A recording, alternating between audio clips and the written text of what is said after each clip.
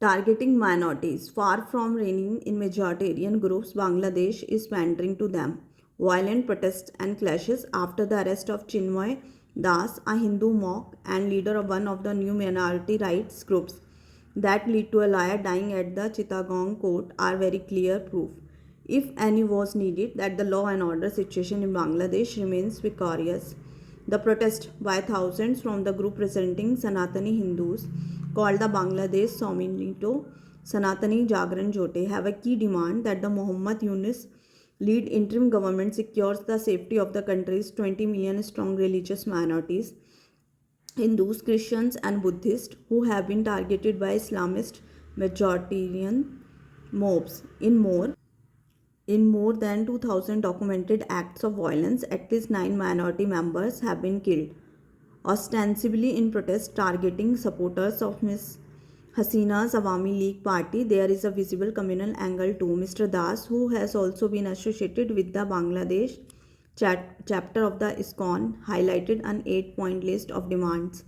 These include speedy trials for cases of minority persecution, a minority protection law, and minority affairs ministry, and 5-day public holidays for Durga Puja. The government has not responded so far, although Mr. Yunus has met with minority representatives and visited the Daksheswari temple. Instead, it would seem that Bangladesh forces have been empowered to crack down on all such protests, even if lawful and peaceful. The case against Mr. Das pertains to a group of Hindus who raise saffron flags, allegedly holding them higher than the Bangladesh national flag. The political activists who filed the case of sedition have since been expelled from the Bangladesh Nationalist Party, fueling suspicions that action on the case was unwarranted. In such a charged environment, the summary arrest and custody of a senior religious figure will only ignite communal tensions.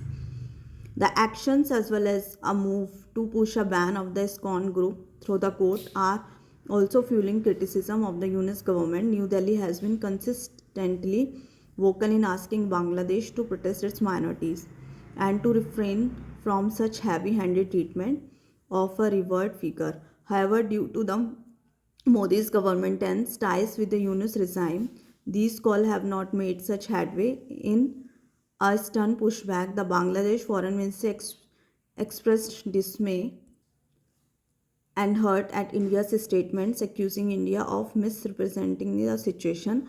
The Bangladeshi government also defended the specific charges against Mr. Das.